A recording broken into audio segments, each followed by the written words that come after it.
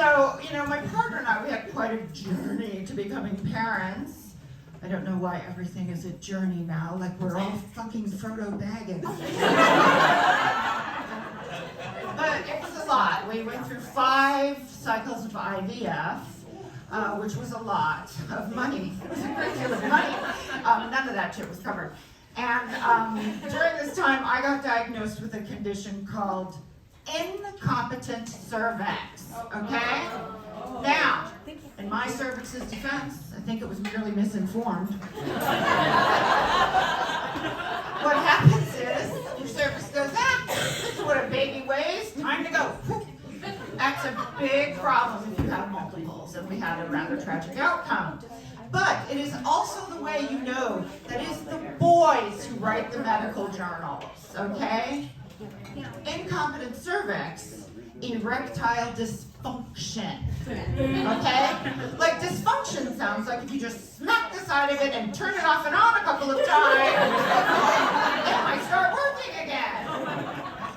Incompetence is a little judgy in my estimation. All right. So when it worked, the time that it worked, I went in, we were conservative, we only transferred 3 embryos. One of those embryos, the doctor told me was the best embryo I ever made. Like the expensive eggs at Albertson. They grade every fucking one of them. And the other 2 were, as the young people say, mid. Okay?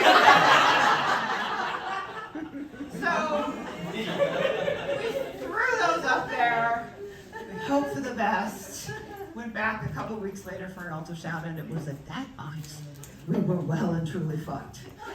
Because every single one of those embryos implanted, and 2 split. So who's good at math? Okay? I was pregnant with a basketball team. Now, it's true, I am Asian, I adore a bargain, but the 5% discount, not a good idea. Not a good idea. Now, the truth of the matter is, I would not have survived delivering quintuplets. And if any of those babies had survived, I probably would have left 1 or 2 in a hot car at some point. I'm not good at math. We can draw the line there. I'm not good at math, but I live in the state of California. I had access to tremendous reproductive health care, unlike a third of our sisters around the United States. I underwent something called a selective reduction, which is basically just a very precise abortion. They do it with an amnio needle, and it just so happened, because of the timing, they did it on Halloween. And so they strapped me to this table that rotated 360 degrees. I was the Dyke of Frankenstein. And,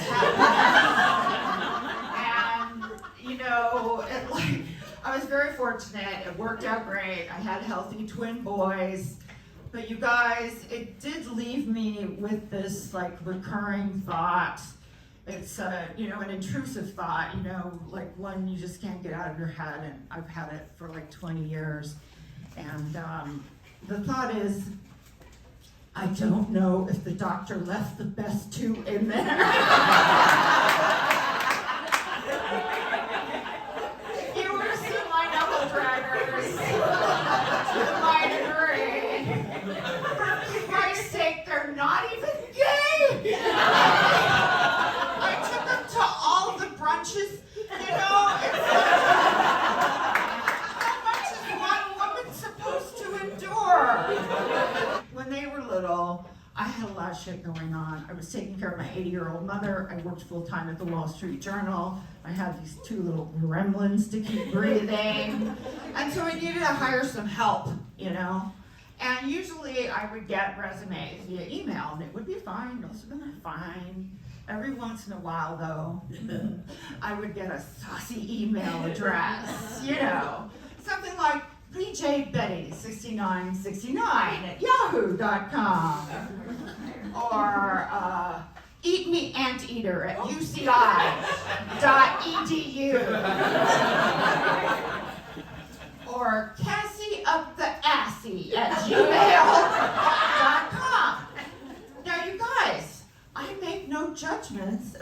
anybody's sexual proclivities.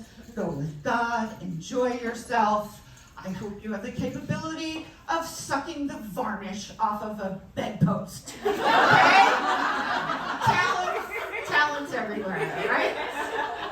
But, you know, if you don't have the wisdom to change your email address when applying to take care of my children, I don't know if you're going to be good in an emergency, and email addresses are free. Are they not?